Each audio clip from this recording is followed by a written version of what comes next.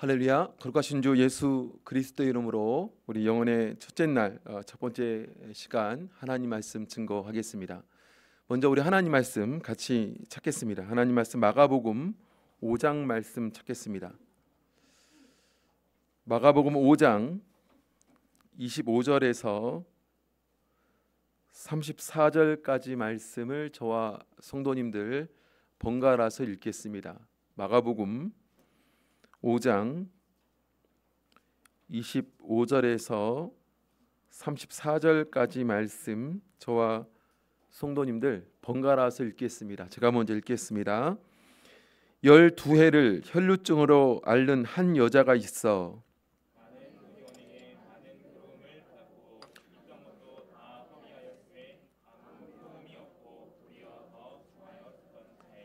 예수의 소문을 듣고 무리 가운데 섞여 뒤로 와서 그의 옷에 손을 대니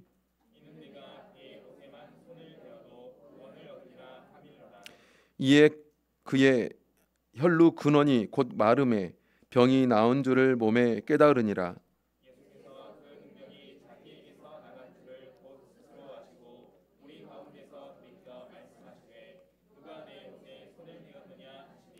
제자들이 여짜오되 무리가 애워싸 미는 것을 보시며 누가 내게 손을 대었느냐 물으시나이까 하되 여자가 제게 이루어진 일을 알고 두려워하여 떨며 와서 그 앞에 엎드려 모든 사실을 여짜온대 예수께서 가라사대 딸아 네 믿음이 너를 구원하였으니 평안히 가라 내 병에서 놓여 건강할지어다. 아멘.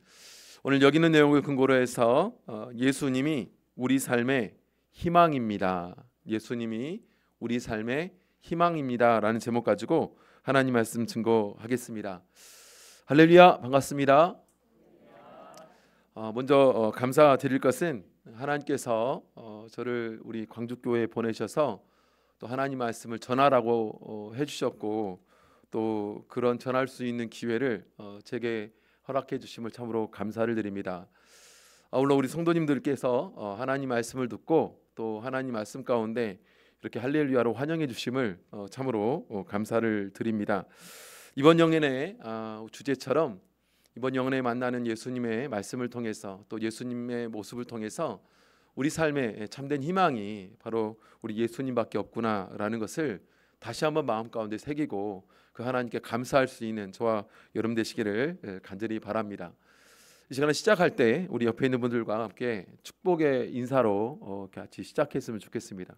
우리 옆에 있는 분들 얼굴 보시면서 환한 미소로 이렇게 인사하겠습니다. 할렐루야, 반갑습니다. 네, 오늘 참 잘 오셨습니다. 이번 영혼에 은혜 받고 축복받는 영혼이 되세요. 이번 시간에도 은혜 받읍시다. 아멘. 자, 우리 말에는 생명이 있죠. 그래서 우리 입을 열어서 우리 성도들과 인사 나눌 때 이 믿음을 가지고 인사 나누는 것이 저는 굉장히 중요하다. 그래서 안식일에 와서 다른 얘기 하는 것이 아니라 우리 옆에 있는 성도들과 함께 예수님께서 우리에게 약속해 주었던 것을 믿고 그 약속을 따라서 우리 성도님들과 얘기 나누고 축복하고 은혜 나누는 것에 하나님께서 반드시 함께 해 주실 줄 믿습니다. 그래서 이번 시간에도 하나님 말씀을 통해서 우리가 예수님을 만나고 예수님께서 우리 인생에 어떤 의미가 있는지에 대해서 좀 생각해보는 그런 시간을 가지려고 합니다. 사람이 만약 혼자 이 세상을 살아간다면 정말 절망적이고 또 괴로운 인생을 살아갈 수밖에 없을 것입니다. 그래서 때로는 우리가 만나는 힘든 일과 어려운 일이 있지만 그럼에도 불구하고 나와 함께 그 힘든 일과 어려운 일들을 만나는 사람들이 있기 때문에 그런 사람들을 의지해서 그게 힘이 되어서 이렇게 살아가는 것이죠. 그래서 어찌 보면 하나님께서는 우리 하나님의 자녀들을 이렇게 모으실 때 한 사람을 이렇게 부르는 것이 아니라 공동체를 부르는 이유는 사람은 혼자 살 수 없다. 바로 옆에 있는 성도들의 도움을 통해서 살아가는 것이다. 또 하나님께서 그래서 우리에게도 가족을 또 허락해 주셔서 가족을 통해서 힘든 일과 어려운 일들을 우리가 같이 감당할 수 있도록 해 주시지 않았습니까? 사실은 부부는 그런 거죠. 부부는 힘든 일이 있고 어려운 일이 있다면 그걸 너 혼자 감당해라, 너 혼자 해결해라가 아니라 사실은 상대의 문제와 상대의 어려움은 나의 문제이고 나의 어려움이기 때문에 이걸 같이 감당하는 것이 부부이고 그것이 가족이고 그것이 공동체이지 않습니까? 그래서 저는 이제 이런 걸 생각해 보면 하나님께서 제 옆에 붙여주신 사람들에 대해서 얼마나 감사한지 모릅니다. 제 옆에 제 아내가 있다는 게 감사하고 제 자녀가 있다는 게 감사하고 또 우리 성도들이 있다는 게 감사하고 이런 교회가 있다는 게 감사하고 그래서 그들이 내게 힘이 되고 위로가 되기 때문에 그렇다는 것이죠. 즐겁고 좋은 일들 있을 때 서로 나누는 것이 참 좋고 좀 감사한 일이지만 때로 옆에 있는 성도가 또 옆에 있는 사람이 귀중하게 여겨질 때는 내가 힘들 때죠. 내가 아플 때. 그래서 제가 아플 때 이렇게 옆에서 나를 위로해주고 간호해주는 사람이 있다면 그것처럼 참 행복한 일은 없습니다. 그런데 그 아픈 일들을 혼자 감당한다고 생각한다면 그것처럼 힘든 일이 없죠. 오늘날 그 많은 사람들이 젊은이들이 이제 결혼을 안 하려고 하죠.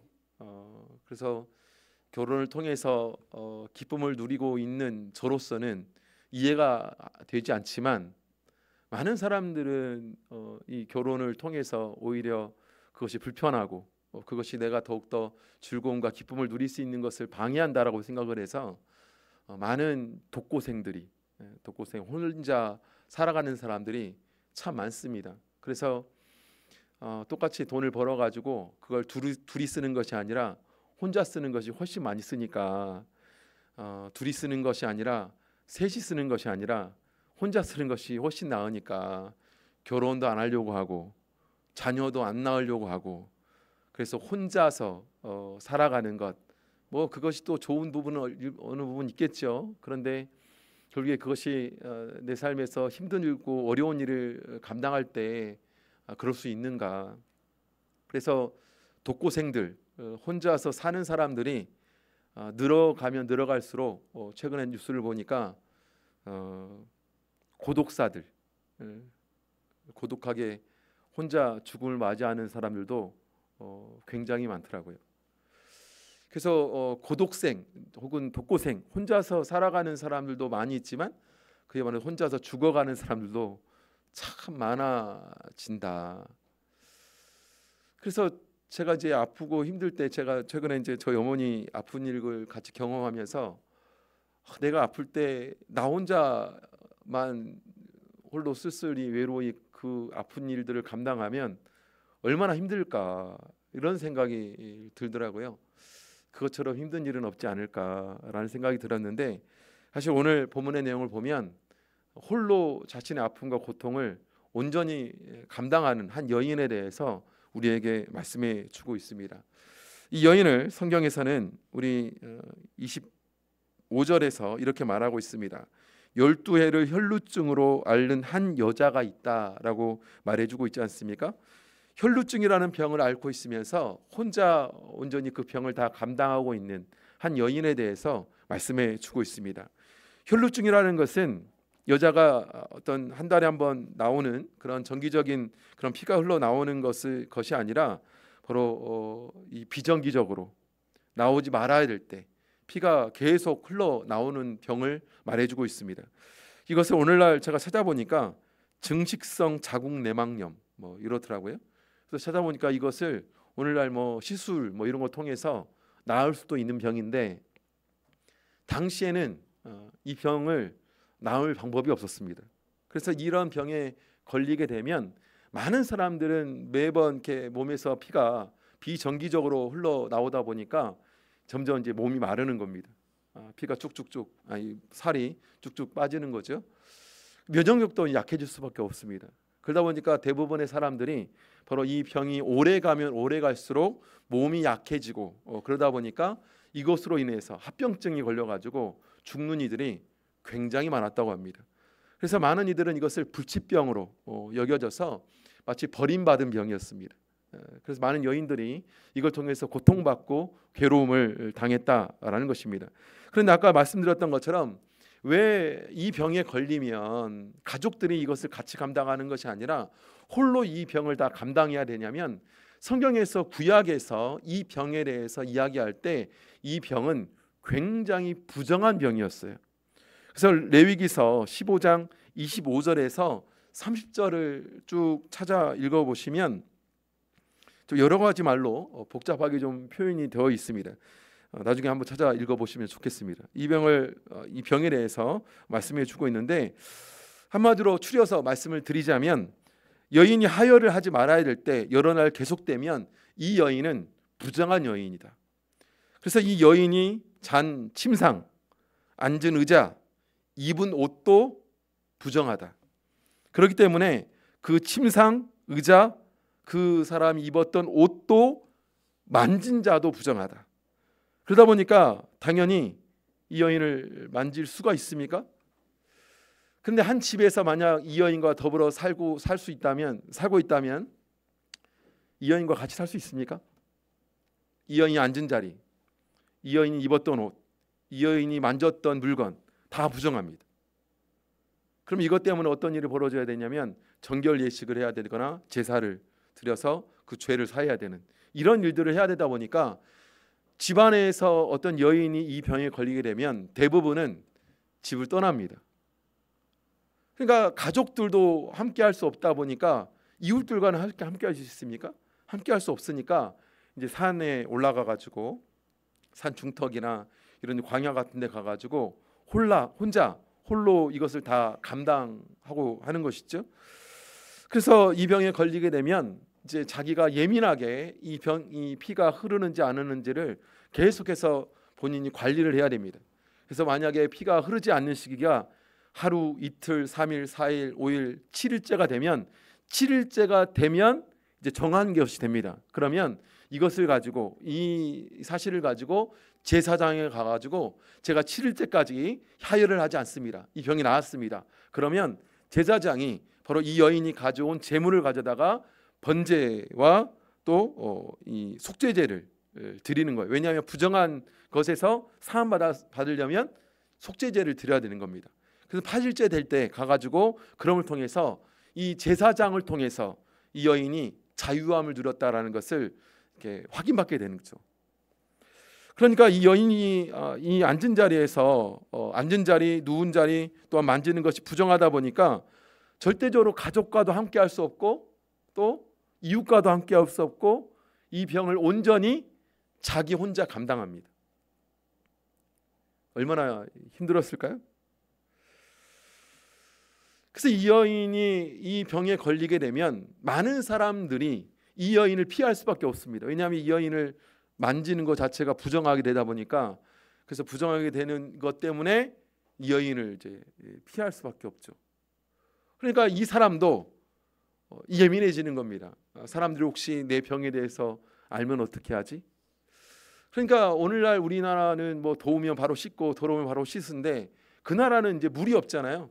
그러니까 씻는 것도 마음대로 되지 않습니다. 그러다 보니까 여러 가지 예민하게 몸에서 일어나는 모든 것에서 예민하게 반응할 수밖에 없죠. 혹시 내 몸에 냄새가 나지 않나? 혹시 어떤 이 흔적이 남질 않나? 사람들이 그거 보고 왜 여기 왔냐고 뭐라고 하지 않을까?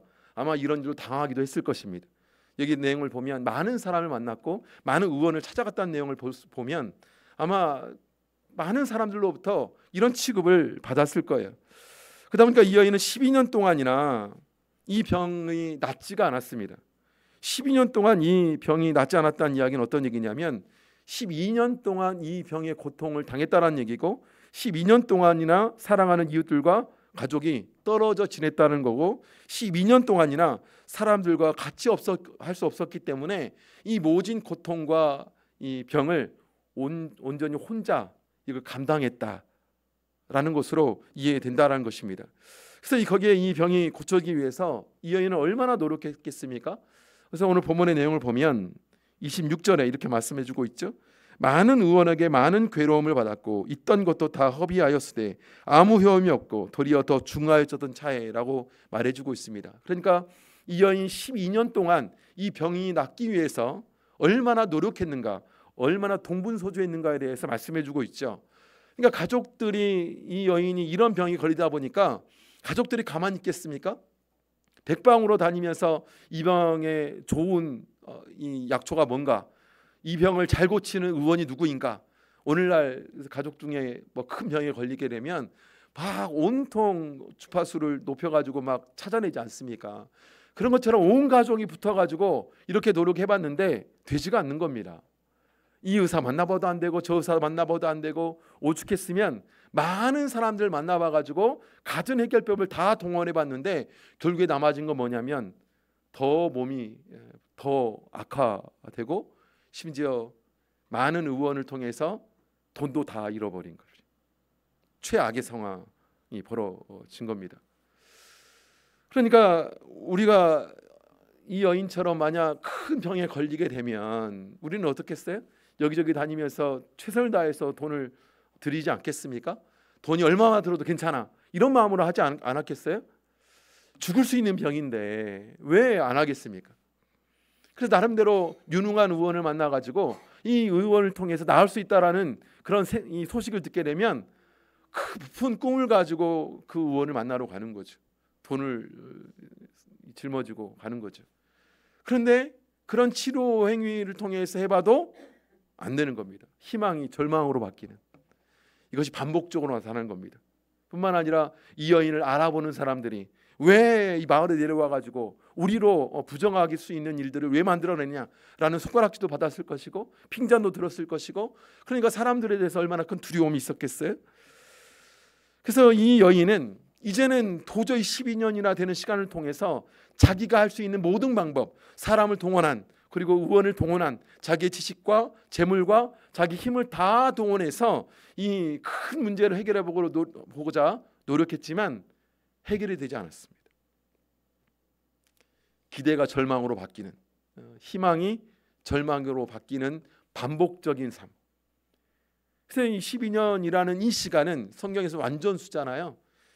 그러니까 어떤 희망도 없는 이 상태를 말해주고 있어요. 12년 동안 최선을 다해서 자기가 자기 힘과 능력을 해보려고 했지만 절대로 해결되지 않는, 이제는 남아있는 건 절망밖에 없습니다. 그냥 앉아서 죽음을 기다려야 되는데, 이런 절망 가운데, 절망의 늪에 빠져 있을 때 우리는 어떻게 해야 될 것인가. 바로 이런 상황 가운데 우리가 잊지 말아야 되는 것은 우리에게 유일한 희망 누구십니까? 예수 그리스도를 만나야 된다. 예수 그리스도를 만나야 된다. 이 땅에 유일한 희망은 예수 그리스도다라는 것을 말씀해 주고 있죠. 이 여인은 육신적인 질병뿐만 아니라 이 병을 고치고자 많은 백방으로 노력했던 일들이 오히려 사람으로부터의 고통, 고난, 아픔, 그것이 마음의 병이 되고 절망이 반복됨을 통해서 무너져 버린 이 심령적인 고통들이 함께 동반되어 온 이 여인에 대해서 말씀해 주고 있는 것이죠. 그렇다면 이 여인의 이 모습, 예수님을 오늘 만나서 이 여인은 우리 결과를 성경을 통해서 우리가 알 수 있지 않습니까? 이 여인이 이런 중한 병, 육신의 질병뿐만 아니라 이 마음의 고통을 예수님을 만남을 통해서 완전하라는 말은 근원까지 해결되는 이 해결함 받는 이 사건을 통해서 우리 또한 예수님 만남을 통해서 인생에서 경험하는 많은 절망 가운데 이 절망을 희망으로 바꾸는 삶을 살아야 되지 않겠습니까? 그러기 위해서는 어떻게 해야 될 것인가? 이 여인은 예수님 만남을 통해서 어떻게 이 절망을 희망으로 바꾸게 되었는가를 같이 좀 생각해 보는 시간을 가지고자 합니다. 그렇다면 먼저 어떻게 우리는 절망을 희망으로 바꿔야 될까요? 먼저 해야 되는 것은 무엇이냐면 우리의 허비된 인생을 돌이켜야 된다. 돌이켜야 된다. 우리 마가복음 5장 25절, 26절을 다시 한번 같이 읽겠습니다.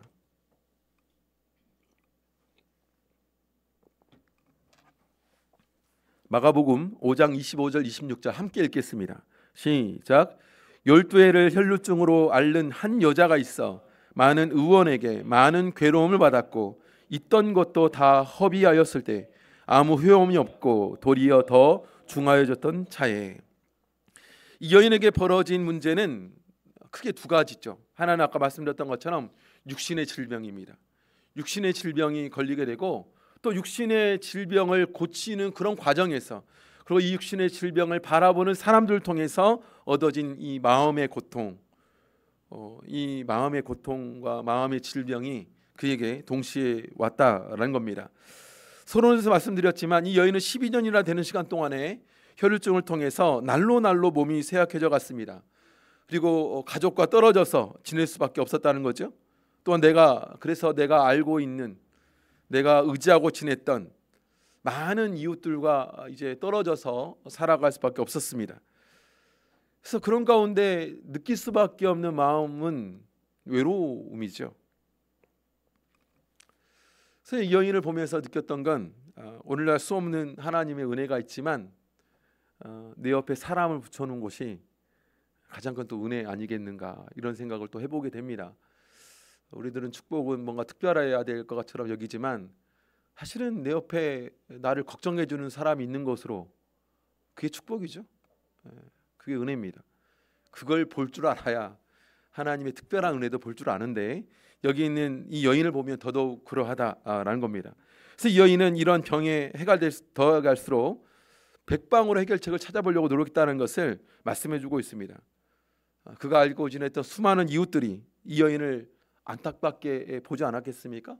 그럼 가족을 통해서, 이 여인을 통해서 이런 의사가, 이런 이 약이 특효약이다, 좋은 의사다, 막 찾아보라고 하지 않았겠습니까? 나름대로 이것에 희망을 걸고 최선을 다해 노력합니다. 자기가 가진 지식, 남이 가진 지식, 모든 것 동원해서 다 노력해 본다라는 겁니다. 그런데 다 동원해 봐도 그걸 통해서 문제가 해결되냐? 해결되지 않더라. 그런 가운데 이 여인에게는요, 한 가지 희망의 소문을 듣게 되는데 바로 예수라는 희망. 그래서 우리가 이 세상 살아갈 때도 사실은 그렇습니다. 우리가 이 세상 살아가다 보면 많은 사람들이 내게 힘이 되는 것 같고 능력이 되는 것 같지만 실제적으로 보면 별 힘이 안 됩니다. 사실 제일 안타까운 것은 아픈 그 당사자죠. 집사람이 최근에 몸이 안 좋아가지고 막 이런저런 아파하는 걸 보는데, 사실은 제가 옆에서 지켜보지만 또 위로하지만 제일 힘든 건 집사람이죠. 제가 어머니 아프셨을 때 옆에서 이제 간병을, 제가 이제 마지막이라 생각해서 간병을 했는데, 그 아프신 거 어떻게 하겠습니까? 제가 나눠줄 수 없는 것이죠. 온전히 그 아픈 거는 본인이 감당해야 되죠. 그래서 우리가 삶을 살아가면서 우리가 아무리 많은 것들을 내 옆에 가지고 있다 할지라도 우리 마음 가운데 절대적으로 가지게 되는 것은 사실은 인생은 홀로 걸어간다. 그래서 부모도 역시 마찬가지고, 부모는 자식을 위해서 열심히 돈을 벌지만 이렇게 돈 벌어서 살아가는 것이 인생인가? 이런 의문을 다들 품지 않습니까? 자식들도 부모가 공부하라고 해서 열심히 공부하는데 도대체 내가 왜 공부를 해야 되는가? 맨날 공부 안 한다고 뭐라고만 하는 우리 부모님, 그렇죠? 누가 눈을 치켜뜨는데 그렇습니다. 제가 어릴 때도 그랬던 기억이 나요. 사실은 내 앞에 놓여져 있는 문제는 온전히 나의 몫이라고 느껴질 때가 정말로 많죠. 그래서 똑같이 내가 의지했고 생각했던 모든 사람들 앞에 결국에 그것이 내게 힘이 되느냐? 세상에 수없이 많은 사람들은 그래서 나의 의지처를 위해서 열심히 돈도 벌고 열심히 능력도 권력도 쌓아가서 그것이 내게 결정적인 순간에 내게 힘이 되고 내게 능력이 되고 내게 위로가 되기를 바라는 마음 가지고 살아갑니다. 어떤 분들은 자식이 내게 이제 최고의 힘이 되고 능력이 될 거다. 그 기대가 크면 클수록 좌절도 클 겁니다. 자식들은 다 배신하게 돼 있어요. 제가 보니까 그래.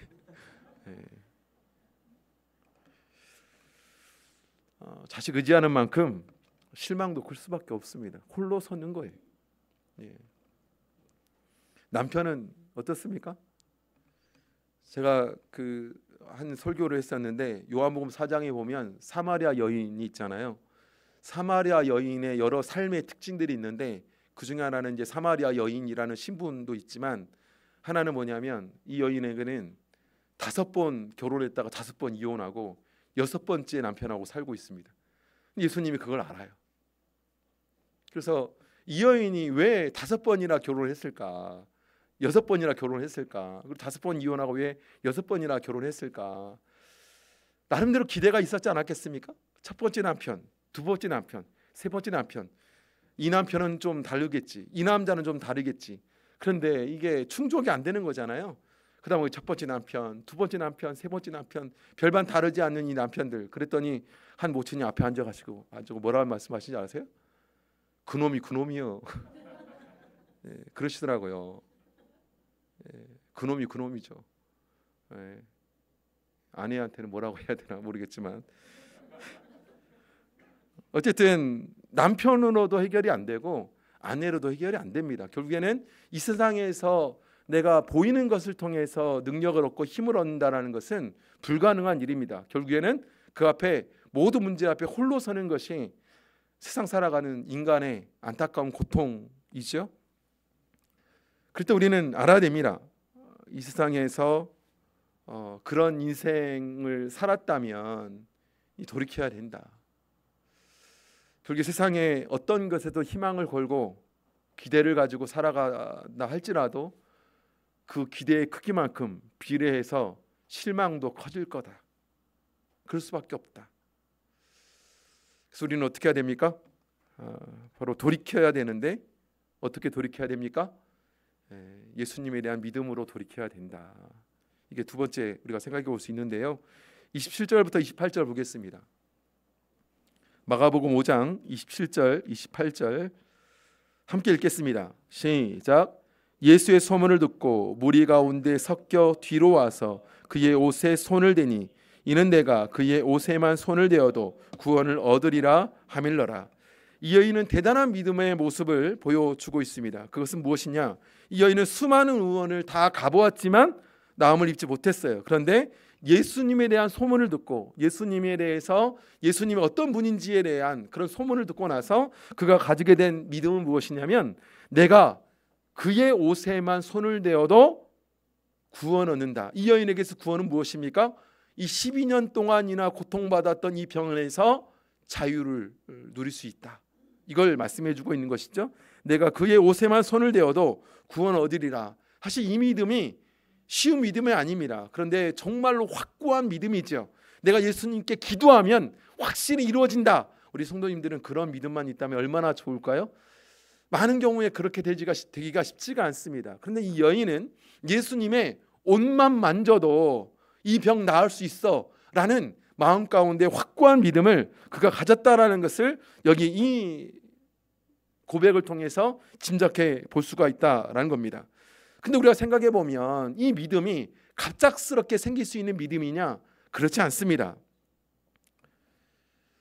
이런 믿음까지 가기 위해서는 우리가 좀 여기 안에서 숨어 있는 이 여인의 이 분주한 노력이 필요합니다.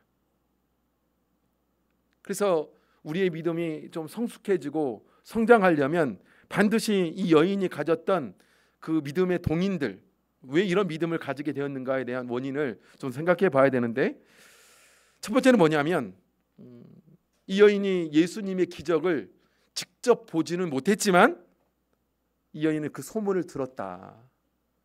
그 소문을 들었다. 예수님에 대한 정보이죠. 두 번째는 뭐냐면 그런 정보가 있으면 다 되냐? 그렇지 않다는 겁니다. 그런 예수님을 만남의 과정에서는 반드시 넘어야 될 산이 있습니다. 장애물이 있어요. 근데 이것을 넘지 못하면 좌절하는 것이죠. 그리고 세 번째는 뭐냐면 이것을 넘어서는 과정에서 반드시 또 필요한 게 뭐냐면 믿음인데 이 믿음은 그냥 얻어지는 믿음이 아니라 반복된 이 하나님 말씀, 이게 우리에게 필요하다라는 겁니다. 이 여인은 소문을 들었습니다. 예수 그리스도가 병을 고칠 수 있다. 이 병을 고칠 수 있다. 사실은 성경에 기록되어 있는 수없이 많은 예수님의 이적 기사가 기록이 되어 있고 우리도 이런 이적 기사를 들을 겁니다. 이걸 통해서 우리가 배우게 되는 것이 무엇이냐면 예수님은 어떤 분이냐, 예수님이 할 수 있는 게 무엇이냐, 예수님의 능력이 도대체 무엇이냐, 예수님이 어떤 지경에 있는 자까지, 있는 병까지, 있는 일까지 해결해 주시느냐에 대한 예수님에 대한 소문, 이걸 듣는 것이 정말로 중요하다는 것이죠. 아마 이 여인도 그런 소문을 들었을 것입니다. 예수님은 이런 분이시고 이런 능력 있으시고 이런 일까지도 해결해 주시는 분이다. 그래서 많은 사람들이 예수님께서 행하셨던 많은 이적 기사들의 내용을 통해서 소문이 번져서 이 여기 본문의 내용을 보면 24절에 보면 이에 그가 그와 함께 가실새 큰 무리가 따라가며 에워싸 밀었다. 그러니까 많은 사람들은 이 예수님의 소문을 듣고 예수님을 따라다녔어요. 왜 예수님을 따라다녔냐? 그냥 따라다닐 수 있는 것이 아니라 예수님의 소문을 들었기 때문입니다. 소문을 듣는 것은 굉장히 중요해요. 예수님이 어떤 분이냐. 그래서 우리 교회 이제 제가 구도자 교육을 하면 이제 예를 들면 구도자들을, 그러니까 우리 교회 처음 오신 분들이 우리 교회 와서 감동받는 몇 가지가 있습니다. 그 중에 하나는 뭐냐면 우리 성도님들이 사랑이 많다. 사랑이 많다. 그리고 목사님이 되게 잘해 주신다. 그래서 성도님들이 이렇게 전도하신 분이 꼭 단골로 말씀하시는 것이 일반 교회 목사 같지 않고 우리 목사님은 커피도 타주시고 막 직접 손수 막 서비스 해주신다고 막 이런 얘기를 하시니까 부담돼가지고 더 하는데 이런 얘기를 하시거든요. 그러니까 이분들이 일반 이제 다 교회에서는 이제 목회자를 잘 이제 대면에서 잘 못 보니까 우리 교회 목사님 뭐 좋다 그러거든요. 그래서 제가 하는 얘기가 있습니다. 사람은 아무리 좋아도 저 푸른 초원 위의 그림 같은 집에 불과하다고. 무슨 얘기냐면 예전에 우리 박은도 목자님이 우리 교회 그 영혼의 강사님으로 오셨는데 이런 표현을 하셨어요. 저 푸른 초원 위에 그림 같은 집이 있죠?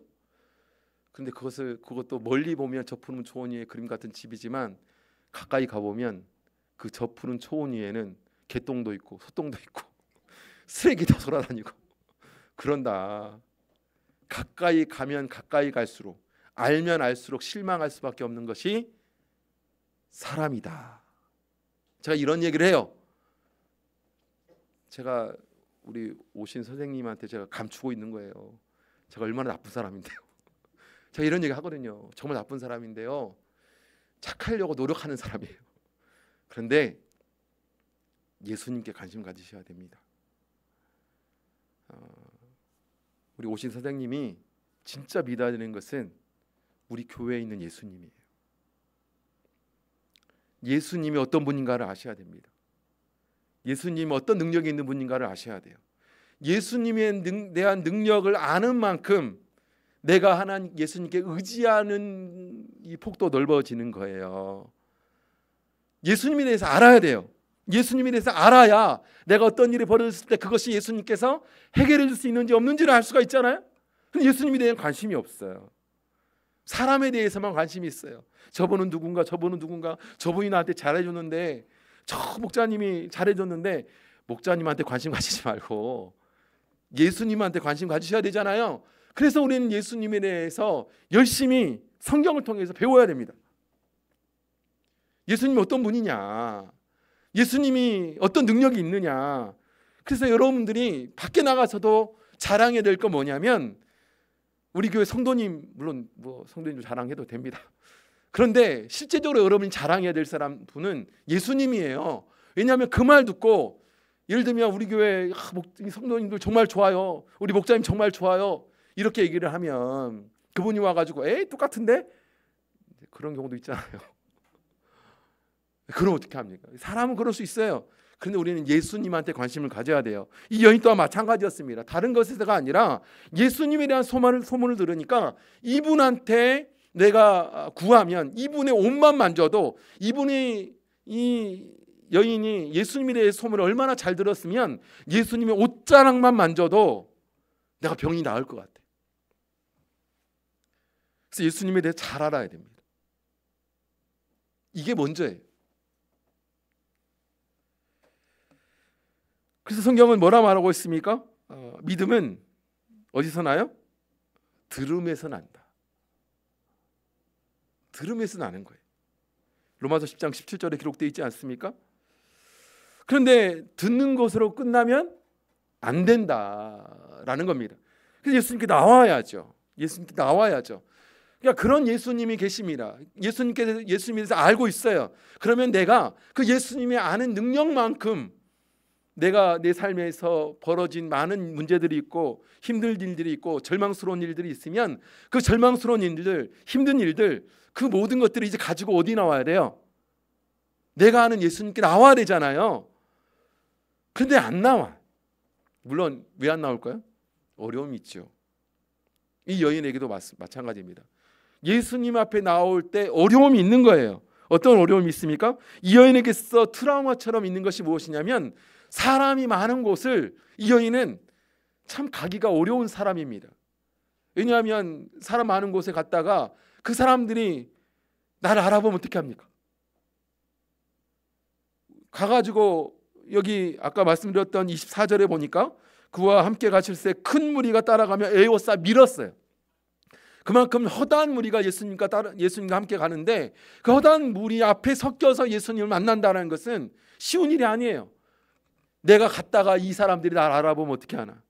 내가 갔다가 내 몸에서 나는 어떤 흔적 때문에 이 사람들이 나를 알아보고 당신이 왜 왔어라고 손가락질하고 이러면 어떻게 하나? 그것 때문에 내가 얼마나 많은 상처를 받고 얼마나 많은 괴로움을 당하고 이랬는데 이거에 대한 이 장애가, 이거에 대한 트라우마가 이 여인에게 있을 수밖에 없다는 거죠. 근데 이 여인은 어떻습니까? 이걸 무릅쓰고 가는 거죠. 우리의 믿음의 길은 탄탄대로가 아닙니다. 여러분 그런 거 많이 경험해 보지 않습니까? 내가 믿음을 좀 제대로 해보려니까 그때부터 방해가 시작이 돼요.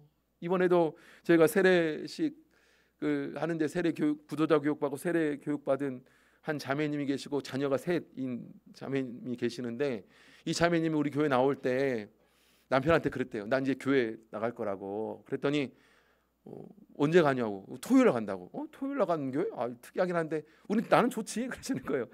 왜냐하면 당신하고 애들 데리고 가면 나는 자유니까 얼마나 좋아. 대신 나 가자는 얘기만 하지 마. 근데 그랬어요. 그러니까 이분이 자유롭게 애들 데리고 왔단 말이죠. 근데 구도자 교육 받는 우리가 7주 구도자 교육을 받는데 매주 교회를 이제 나오지 않겠습니까? 애들 데리고 나오니까. 그리고 교회 갔다가 오면 애들하고 이제 교회 얘기할 거 아니에요. 애들이 막 처음에서 와가지고 초등학생 애들인데 교회가 이제 재밌으니까 막 교회 얘기를 막 조잘조잘 하니까 처음에 듣다가 이 남편이 점점 어떤 마음이 들기 시작했냐면 마음이 이제 싫은 거예요. 교회 가는 게. 그래가지고 한 5주째 6주째 되면서는 막 토요일 날 막 어디 캠핑 잡고 막 이제 막 이렇게 하는 거예요. 그래가지고 세례식 날짜에 캠핑을 잡아가지고 일부러 그렇게 잡아가지고 이번에 세례식을 못 받았습니다. 그러니까 저도 그랬던 것 같아요. 어릴 때 이제 교회를 뭐 재미로 또 사람 좋으니까 이제 교회를 나오다가 보니까 믿음이 조금씩 생기잖아요. 그래서 이제 이 안식일만 가다가 저녁 예배도 이제 가다 보니까 이제 점점 집에서 반대하기 시작하는 거죠. 핍박이 시작이 되는 거죠. 믿음의 깊이가 더해가는 과정에서는 반드시 방해가 있습니다. 반드시 장애물이 있어요. 근데 이것에 순응해 버리면 거기밖에 못 가는 거예요. 예수님 좋은 분이시지. 예수님 능력 있는 분이지. 예수님 이 세상에 해결하지 못할 문제는 없지. 예수님 이 세상에 씻어내지 못할 죄는 없지. 우리가 그렇게 알고 그냥 마음속으로 가만히 있어 버리면 아무것도 되지 않는 것입니다. 넘어서야죠. 이 여인처럼 가야 됩니다. 비록 사람들이 나를 어떻게 봐도 나를 어떻게 취급한다 할지라도 내가 사람을 만나는 게 그토록 힘들고 괴롭고 고통스러워도 그걸 무릅쓰는 일이 없으면 절대로 그 가운데 가지 못합니다. 더 믿음이 성장할 수가 없어요. 더 나아갈 수가 없다라는 겁니다. 그래서 우리가 신앙생활 하면서도 우리 하나님께서 우리에게 믿음에 더 성숙할 수 있고 더 깊이 갈 수 있는 그런 기회를 주세요. 때로는 우리에게 헌신의 그런 기회를 주시기도 하고, 때로는 봉사의 기회를 주시기도 하고, 그런 헌신과 봉사의 기회라는 것이 사실은 내가 그것을 할 수 있을 만한 시간적 여유가 되고 상황적 여유가 돼서 그것이 내게 주어지는 것이 아니라 반드시 무엇입니까? 하지 못할 만한 일들이 생겨요. 그러면 우리는 거기에 순응하는 것이 아니라 넘어서야 됩니다. 넘어서야 더 깊은 그 믿음의 정도를 갈 수가 있어요. 근데 그 과정에서 우리가 해야 되는 것이 뭘까요? 반복적으로 하나님 말씀을 계속 마음에 새기는 겁니다. 우리 28절 보겠습니다. 본문의 28절. 본문의 28절 같이 읽겠습니다. 시작. 예수의 소문을 듣고 28절 죄송합니다. 시작. 이는 내가 그의 옷에만 손을 대어도 구원을 얻으리라 하밀러라. 이 말씀을 마태복음 9장에도 기록이 되어 있는데 거기에 보면 이렇게 말하고 있습니다. 마태복음 9장 21절에 보면 이는 제 마음에 그 겉옷만 만져도 구원을 받겠다 함이라. 그러면서 원래 이 헬라에 보면 미완료형으로 되어 있어요. 그러니까 무슨 얘기냐면 이 여인이 한 번 그 마음을 먹은 것이 아니라 계속해서 반복적으로 이렇게 마음 가운데 반복적으로 다짐하고 되뇌이고 되뇌었다는 거예요. 예수님의 옷자락만 만져도 내 병이 나을 수 있다. 왜요? 이것은 사실이잖아요. 내가 아는 정보잖아요. 예수님의 옷자락만 만져도 내가 병을 나을 수 있다. 예수님의 옷자락만 만져도 내가 병을 나을 수 있다. 예수님의 옷자락만 만져도 내가 병을 나을 수 있다. 사실 이게 뭐냐면 묵상입니다. 구약적 묵상은 뭐냐면 반복해서 읽는 거예요. 제가 그 성지순례 때문에 이스라엘을 이제 갔는데 거기 가면 통곡의 벽이라고 옛날 성전의 성벽이 남아 있는 곳이 있습니다. 통곡의 벽이라고. 왜 통곡의 벽이냐면 우리 베드로가 예수님을 3번 부인한 것이 깨달아졌을 때 그때 통곡에서 울었다는 곳이 이제 통곡의 벽입니다. 거기 가 보면 지금도 랍비들이라고 일컬어지는 사람들이 이제 빵똥 모자 쓰고 이렇게 까만 옷 입고 이렇게 있습니다. 이제 그 사람들이 그 통곡의 벽 앞에 의자에 앉아서 혹은 서가지고 계속 조그만 거 뭐 하나 들고 계속 이렇게 갔다 가면서 뭘 읽어요. 가서 보면 뭐냐면 이게 성경입니다. 구약의 말씀을 읽는데 많은 양을 읽는 것이 아니라 하루 종일 몇 구절 그걸 계속 읽습니다. 그거를 한 번, 2번, 3번, 100번, 1000번 하루에 종일 2구절을 계속 읽으면 몇 번이나 읽을까요? 하루 종일 읽어요. 그러면 한 100번 읽으면 외워지지 않겠어요? 그런데 눈을 떼지 않습니다. 계속 읽어요. 이게 뭐냐? 유대인식 묵상입니다. 묵상이에요. 왜 그렇게 말씀을 반복적으로 읽을까요? 말씀에 힘이 있기 때문에 그렇습니다. 말씀에 능력이 있기 때문에요. 히브리서 4장 12절 말씀을 보면 하나님의 말씀은 살았고 운동력이 있어 저희의 날선 어떤 것보다도 예리하여 혼과 영과 및 관절과 골수를 찔러 쪼개기까지 하며 또 마음의 생각과 뜻을 감찰한다. 이렇게 말씀해주고 있죠. 그래서 우리가 이 믿음의 길을 걸어감에 있어서 때로 이렇게 마음에 좀 장애가 또 넘어서기 힘든 일들을 만날 때가 있습니다. 그럼 그럴 때 우리는 그냥 순응해 버리는 것이 아니라 우리 마음 가운데 무엇을 되뇌이면서 다짐해야 되냐면 하나님 말씀입니다. 내 생각이 아니라 세상의 그런 말들이 아니라 예수님께서 내게 주셨던 이 하나님 말씀을 끊임없이 예수님께 나아갈 때까지 되뇌이고 예수님의 옷자락만 만져도 구원을 받을 수 있다. 예수님의 옷자락만 만져도 구원을 받을 수 있다. 예수님의 옷자락만 만져도 구원을 받을 수 있다. 사실 우리가 예수님께 더 나아가는 데 있어서 왜 우리 마음 가운데 의심이 생기지 않겠습니까? 왜 때로는 장애물 가운데 그 장애물에 좌절하고 넘어지는 일들이 왜 없겠습니까? 근데 그런 가운데서도 우리는 하나님 말씀으로 이겨내는 거예요. 하나님 말씀으로 극복해 가는 것입니다.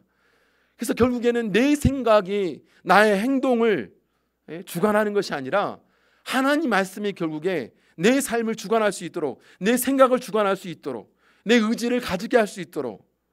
그래서 내 생각과 내 의지와 내 지식은요 무너질 수밖에 없어요. 이 여인이 예수님께 나아가는 과정에서 절대적으로 빼놓지 않고 계속했던 것은 무엇이냐면 예수님에 대한 그 소문, 내가 들었던 그 예수님에 대한 정보, 이걸 끊임없이 되뇌어서 그 말씀을 의지해서 예수님께 나갔다는 거예요. 그 말씀을 의지해서. 결국 우리의 믿음은 하나님 말씀을 동반하지 않으면 절대로 믿음은 성장할 수 없습니다. 절대로 우리 믿음이 한 발짝도 나갈 수 없어요. 제가 여러 많은 성도님들을 보지만 정말 성숙한 믿음으로 살아가는 분들은 성경을 끼고 삽니다. 말씀을 끼고 살아요. 말씀을 근거로 해서 신앙을 쌓아가는 인생은 절대 무너지지 않아요. 절대 무너지지 않습니다. 그런데 자기 경험으로, 자기 지식으로, 자기 이해로 신앙을 쌓아가려고 하는 분들은 반드시 무너집니다. 그럴 수밖에 없어요. 그것이 얼마나 한계 있는 것입니까? 그래서 이 여인이 그토록 예수님께 나아갈 수 있었던 것은 바로 그것이죠. 그렇게 되면 우리 예수님께서는 어떻게 하십니까? 세 번째 우리가 해야 될 일은 무엇이냐면 우리의 고통의 근원을 치료하시는, 그래서 예수님을 바라봐야 된다. 결국에는 우리의 희망은 예수님밖에 없다라는 것입니다. 마가복음 5장 29절에서 34절을 보면 이 여인은 이런 과정을 통해서 바로 두 가지의 병, 아까 얘기했던 것처럼 육체적인 질병과 이 마음에서 일어난 이 질병을 동시에 예수님께서는 고쳐주시는 내용에 대해서 말씀해주고 있습니다. 심지어 뭐라고 표현해주고 있냐면 바로 29절 말씀 읽어보겠습니다. 29절 함께 읽겠습니다. 시작. 이에 그의 혈루 근원이 곧 마름에 병이 나온 줄을 몸에 깨달으니라. 이 여인이 바로 이 병이 나았다는 것을 알았다는 거예요. 그러니까 한번 생각해 보십시오. 여러분들이 이런 병에 걸렸다면 얼마나 예민하겠습니까? 아까 얘기했던 것처럼 이 여인은 숫자를 1부터 7까지 세는 것이 습관화되어 있는 사람이에요. 첫째 날 안 나오고 둘째 날 안 나오고 셋째 날 안 나오는데 넷째 날도 또 나오기 시작해. 그러면 이제 또 절망이잖아요. 12년 동안 그 삶을 살았습니다. 그러니까 자기가 이 혈루증을 앓는 이 증세가 바로 피가 흘러나오느냐 안 나오느냐를 이 여인이 가장 예민하게 아는데 예수님의 옷자락을 만졌더니 뭐라고 표현하고 있냐면 이 병이 혈루의 근원이 마른 것을 본인이 알았어요. 본인이 알았어요. 어떤 의원을 만나면 3일째까지는 괜찮아. 어떤 약을 먹었더니 4일째까지는 괜찮아. 그런데 예수님을 향한 믿음을 가지고 예수님의 옷자락을 만졌더니 그 말씀에 따른 믿음에 따라서는 그 문제의 근원이 해결됐다는 것을 말씀해 주고 있습니다. 그래서 우리가 예수님을 만난다라는 것, 이 세상에 어떤 문제가 있었다 할지라도 그 문제에 대해서 결국에는 다른 이보다 예수님을 만나는 이유는 무엇입니까? 우리 삶의 모든 문제의 근원을 예수님만 해결할 수 있어요. 그걸 우리는 알아야 됩니다. 또 하나 예수님께서는 이 여인의 이 마음의 질병, 이 고통, 이것을 해결해 주기 위해서 한 과정을 이 여인을 위해서 두는 것을 볼 수가 있습니다. 예수님께서는요 이 여인과 대화를 합니다. 30절부터 보면 왜 예수님이 굳이 이 여인을 부각시키고 있냐 이런 말씀을 하는 거죠. 예수님은 누가 자기 옷에 손을 대었냐, 누가 내 옷 만졌냐 이 얘기를 하고 있죠. 그런데 이미 이 사건에 대해서 뭐라 말씀해 주고 있냐면 너무나 많은 사람들이 있다 보니까 밀고 밀리는 상황이 벌어지고 있어요. 그런데 이 수없이 많은 사람들이 같이 막 밀고 밀리는 상황 가운데 누가 만졌냐 내 옷, 이게 중요합니까? 그냥 지나갈 수도 있어요. 근데 왜 굳이 이 내 옷을 누가 만졌다? 한마디로 첫 번째는 예수님이 알았다는 겁니다. 특별한 믿음 가지고 어떤 사람이 내 옷을 만졌다는 것을 알아요. 뭐 알 수 있죠. 왜냐하면 예수님은 우리 하나님이시지 않습니까? 감찰하시는 하나님이신데 이 세상 예수님 눈에 들어오지 않는 것이 어디 있겠습니까? 다 보이죠. 다 알죠. 38년 된 병자의 깊은 것도 아시는 분이 우리 예수님이시지 않습니까? 그래서 알아요. 그러면 예수님이 그 아는 대로 내 옷을 만져가지고 이 여인이 병이 나았구나. 그러면 지나가면 되잖아요. 근데 굳이 누가 내 옷 만졌냐? 그러니까 이제 제자들이 짜증내는 거죠. 왜 짜증냅니까? 아니 이렇게 많은 사람들이 있는데 이걸 누가 만졌는데 어떻게 알아요? 지금 사실 이 상황이 어떤 상황이냐면 회당장 야이로의 딸을 고쳐주러 가는 과정이에요. 회당장 야이로의 딸이 오늘 죽을지 내일 죽을지 모릅니다. 사실은 이것 때문에 지체된 것 때문에 회당장 야이로의 딸이 죽거든요. 나중에 보면 그만큼 총각을 다툴 만한 그런 위급한 상황에서 빨리 예수님 가가지고 회당장 야이로의 딸을 고쳐줘야 되는데 굳이 왜 질문해서 멈추고 있냐 이 말이죠. 사실은 이 내용을 보면 30절 이하에 보면 31절에 보면 제자들이 여짜오되 우리가 에워싸 미는 것을 보시며 누가 내게 손을 대었느냐 물으시나이까? 한번 짜증내는 겁니다. 왜 멈춰가지고 이러고 있습니까? 이게 중요합니까? 근데 이유가 있죠. 예수님께서는 이 여인을 많은 허다한 무리 앞에 세울 이유가 있는 거예요. 세울 이유가 있습니다. 그래서 예수님께서 이 얘기를 하니까 누구나 알아요? 누구를 향해 말씀하시는 걸 압니까? 이 여인이 알죠. 그러니까 이 여인이 두려운 겁니다. 그래가지고 이실직고를 하는 거죠. 내가 사실은 그러면서 어떤 믿음 때문에 어떤 소문을 듣고 어떤 믿음 때문에 이렇게 고통받았던 것이 예수님을 통해서 근원까지 해결됐어요. 그러니까 굳이 예수님이 이제 뭐라 말씀하십니까? 34절 읽겠습니다. 34절 함께 읽겠습니다. 시작. 예수께서 가라사대 딸아 네 믿음이 너를 구원하였으니 평안히 가라 내 병에서 놓여 건강할지어다. 사실 이 말씀을 왜 하셨는지 이해가 되지 않는 것은 이미 예수님께서 이 여인은 예수님 옷자락 만져서 어떻게 이미 해결됐어요? 혈루 근원이 말랐잖아요. 그러면 끝난 거 아니에요? 근데 굳이 예수님은 다시 이 여인에게 선포하고 있습니다. 사실은 이 여인에게만 선포하고 있는 것이 아니라 이 여인의 이야기를 듣고 또 이런 예수님의 역사를 보았던 옆에 있는 수많은 사람 앞에 선포하고 있는 거예요. 허다한 무리 앞에 이 여인에 대해 선포합니다. 너희가 이 여인의 혈루증으로 인하여 이 여인을 회피했지만 이제는 이 여인은 건강하게 되었다. 이 여인은 이제 이 병으로부터 자유하게 되었다. 너희는 이 여인을 너희의 백성으로 인정하고 보듬어야 된다. 그러니까 예수님께서는요 굳이 이 과정 가운데 바로 이 허다한 무리와 이 여인의 관계를 어떻게 하고 있어요? 회복시키고 있습니다. 회복시키고 있죠. 또한 예수님께서는 12년 동안 혈루증으로 인해서 수많은 사람들에게 버림받고 철저한 외로움과 고통 가운데 살았던 이 여인에게 뭐라고 말하고 있냐면 딸아 네 믿음이 너를 구원하였다. 이제는 평안해라. 마음 가운데 이제는 평안해라는 거예요. 그러니까 이 병을 통해서 이 여인이 얼마나 불안하고 절망스럽고 고통 가운데 살고 있는지에 대해서 말씀해 주고 있으면서 예수님께서 뭐라 말씀하고 있냐면 이제는 그 고통과 절망에서 해방돼서 평안한 그 길을 걸어가라고 말씀해 주고 있는데 바로 다른 것이 아니라 바로 이 여인이 예수님의 딸이라는 겁니다. 예수님의 딸이기 때문에 그 여인이 평안한 길을 걸어가라고 말씀해 주고 있는 거예요. 이 여인이 얼마나 외로웠을까라는 거죠. 역사학자인 유세비우스는 전승의 기록을 보면 이 여인의 이름을 베로니카라고 소개합니다. 베로니카라는 사람이 어떤 여인이었냐면 예수님이 십자가 달려 죽으셨을 때 3년 반 동안이나 함께했던 제자들 다 어떻게 했어요? 다 도망갔습니다. 예수님 십자가 달려 돌아가실 때 수없이 이 허다한 무리가 예수님을 따라서 자기의 병, 자기의 문제를 해결하고자 쫓아왔던 수없이 많은 사람들이 예수님이 손가락질하면서 예수님을 등지고 다 도망가고 돌아갔어요.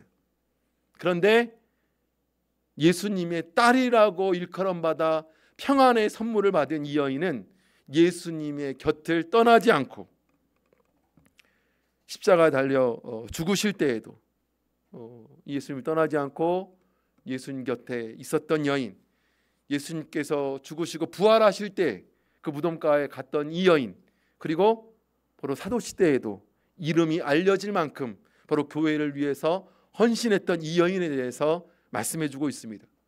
예수님의 은혜를 입은 사람들은 이렇습니다. 배신할 수가 없어요.